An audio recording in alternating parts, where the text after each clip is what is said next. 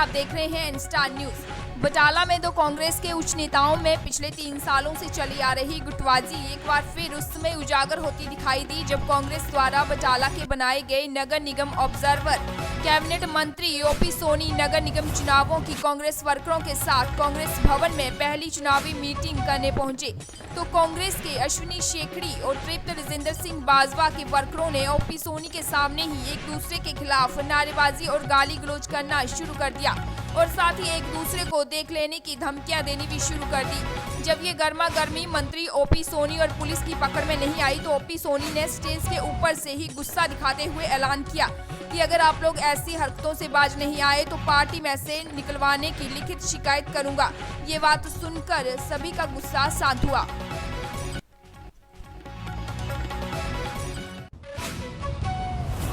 शेखर जी की गल आ कुछ दिन पहला जफियां ते मठियाइयां ते हुण लड़ाइयां। देखो मेरी गल सुनो, साडा किहड़ा झगड़ा नहीं हैगा। एक शरारती बंदा हैगा, पता नहीं की नाम दा जिहड़ा इत्थे बोलन डिया सीगा, ओहनूं पिछली वारी 100 वोट नहीं सी पई कांग्रेस दे चुनाव दे उत्ते ते मेरे चुनाव च उहने बड़ी कांग्रेस की मुखालफत की, जगह जगह जाके साडे खिलाफ वोटां पाईयां और पूरा उहनूं कांग्रेस तो एक्सपैल कर दिता गया। ठीक है, उदों ही जो उन्हें कांग्रेस की मुखालफत की थी। अज वो स्टेज पर बैठा सी, असीं सारे सीनियर वर्कर अजय माजरे जिहड़े बहुत सीरियस लोग सारे थल्ले बैठे सी। मेरे मन च थोड़ा जिहा इस चीज़ का गुस्सा सी कि जिहड़े लोगों ने कांग्रेस पार्टी लिए रात दिन किया,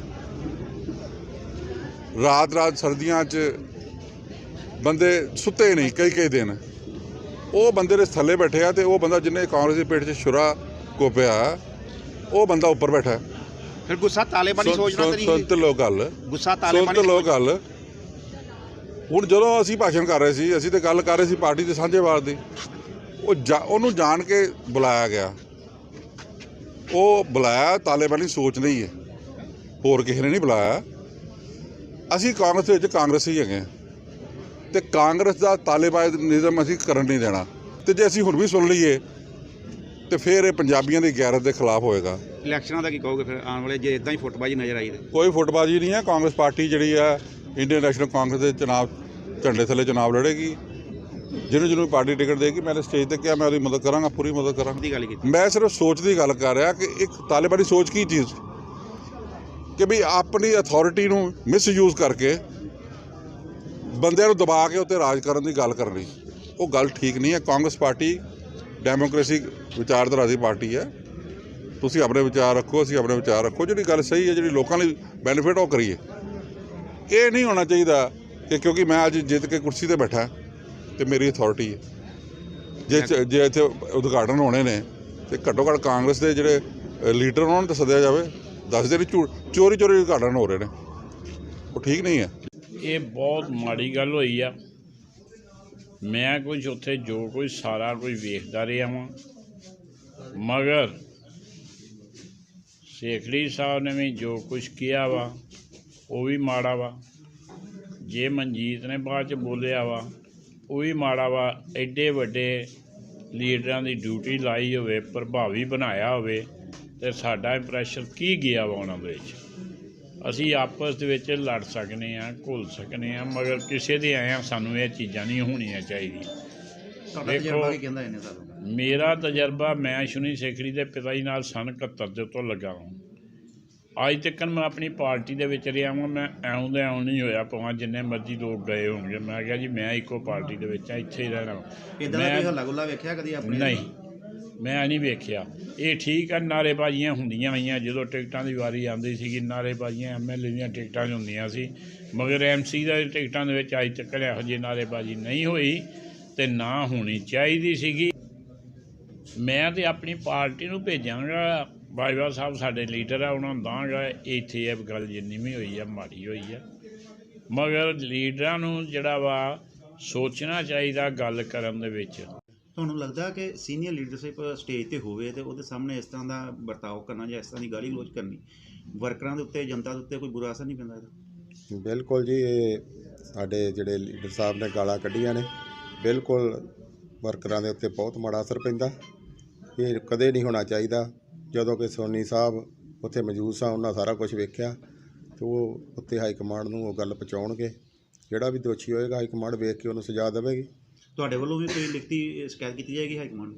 ਬਿਲਕੁਲ ਜੀ ਬਿਲਕੁਲ, ਅਸੀਂ ਹਾਈ ਕਮਾਂਡ ਨੂੰ ਸੋਨੀ ਸਾਹਿਬ ਨੂੰ ਹੁਣ ਵੀ ਦੱਸ ਕੇ ਆਏ ਹਾਂ ਤੇ ਹੋਰ ਜਿੱਦਾਂ ਉਹ ਕਹਿਣਗੇ ਪ੍ਰਧਾਨ ਸਾਹਿਬ ਨੂੰ ਅਸੀਂ ਲਿਖ ਕੇ ਸ਼ਿਕਾਇਤ ਕਰਾਂਗੇ ਕਿ ਸਾਨੂੰ ਸਭਾ ਦੇ ਵਿੱਚ ਇਹਨਾਂ ਨੇ ਗਾਲਾਂ ਕੱਢੀਆਂ ਨੇ। ਮੈਂ ਜਿਹੜੇ ਕਰਦੇ ਨੇ ਸਾਰਿਆਂ ਨੂੰ ਪਾਰਟੀ ਤੋਂ ਬਾਹਰ ਕੱਢ ਦਿਓ।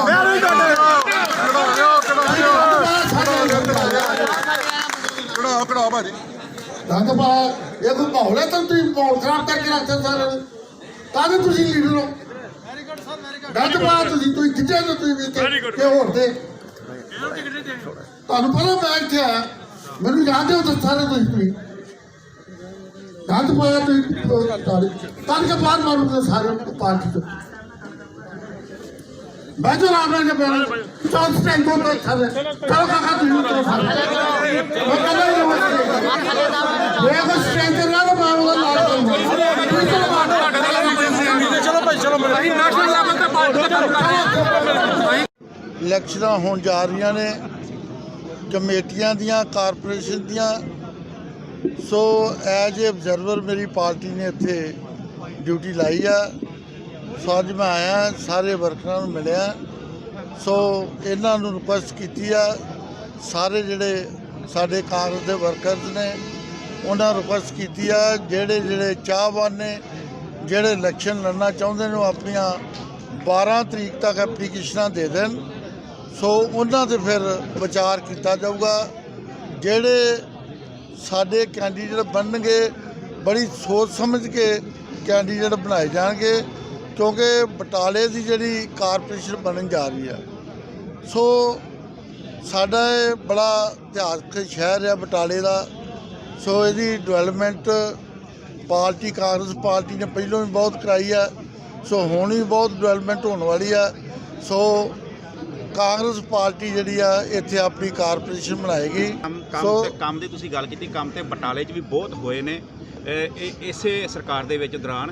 पर जिस तरीके नाल अज ये हंगामा होया सीनियर लीडरशिप के सामने गालो गाली होए ने नारेबाजियां कीतियां गईयां ने, ये तुहानूं लगदा कि सीटां जित पाणगियां? मैं तुहानूं दस रहा देखो मैं भी सब कुछ वेख्या। कई मेरा दो भांडे जिहड़े ने घर च भी खड़क पैंदे ने। पर इत्थे ते ज़्यादा सो भांडे खड़के जी। गल आ सो ये लोड़ तो वध खड़के ने, कोई शक नहीं। पर हुण सारे इकट्ठे भी ने। धमकी देनी पई नहीं धमकी मैं रिक्वेस्ट ही की आ। मैं हुण भी कहांगा मैं इन्हां नूं रिक्वेस्ट की आ भी सारे पार्टी वास्ते इकट्ठे हो जाओ। जे पार्टी के खिलाफ कोई काम करेगा तो उस पार्टी वालों एक्शन जरूर होएगा, चाहे कितना भी लीडर होए। पहलों पार्टी बटाले दी धड़ेबाजी खत्म होने का नाम क्यों नहीं लै रही, जबकि विकास के काम करोड़ों के हो रहे हैं, सरकार वालों करवाए जा रहे हैं। सारे रल मिल के कामों के सहयोग देना चाहिए। धड़ेबंदी खत्म क्यों नहीं होती? धड़ेबंदी जी साडी उपरले लैवल ते कोई कांग्रेस पार्टी की धड़ेबंदी नहीं। जे कोई थोड़ी बहुती बटाले च जिहड़ी धड़ेबंदी हैगी आ तुहानूं भी पता मैनूं भी पता। सो मेरी इसे करके इत्थे ड्यूटी लाई आ, मैनूं ये सेवा इत्थों दी दित्ती आ। फिक्र ना करो सारा कुछ ठीक हो जाएगा। कोई धड़ेबंदी इत्थे रहन नहीं देंगे। सारे भरा बन के इकट्ठे हो गए इस कारपोरेशन की इलैक्शन लड़नगे। ਤੁਹਾਨੂੰ ਨਹੀਂ ਲੱਗਦਾ ਕਿ ਕਾਂਗਰਸ ਦੇ ਪੇੜ ਦੇ ਵਿੱਚ ਪਹਿਲੀ ਮੀਟਿੰਗ 'ਚ ਹੀ ਤੇਜ਼ਾਬ ਪਾ ਦਿੱਤਾ ਗਿਆ? ਜਿਹੜਾ ਗੱਲ ਪਤਾ ਕੀ ਆ, ਤੁਸੀਂ ਮੇਰੇ ਕੋਲ ਜ਼ਰੂਰ ਪੁੱਛਣਾ ਤਾਂ ਮੈਂ ਦੱਸ ਵੀ ਦਿੰਦਾ। ਵੇਖੋ हर पार्टी की धड़ेबंदी है। ये नहीं भी कांग्रेस पार्टी की ज़्यादा धड़ेबंदी आ, हर पार्टी की धड़ेबंदी होंदी है नाल। पर कोई इहो जी गल नहीं। धड़ेबंदी तो बाद रौले तो बाद फिर इकट्ठे होंदे ने सारे। सो ये इकट्ठे हो के इलैक्शन लड़नगे। कोई तुहानूं तुसीं वेखिओ, तुसीं भी इत्थों असीं भी इत्थे आ, मैं भी इत्थे रहना तुहाडे च। ये इकट्ठे हो के इलैक्शन लड़ के कैप्टन अमरिंदर सिंह जी की रहनमाई च, साडे प्रधान जी जाखड़ जी की रहनमाई च। सो मैं भी सेवादार इत्थे आया।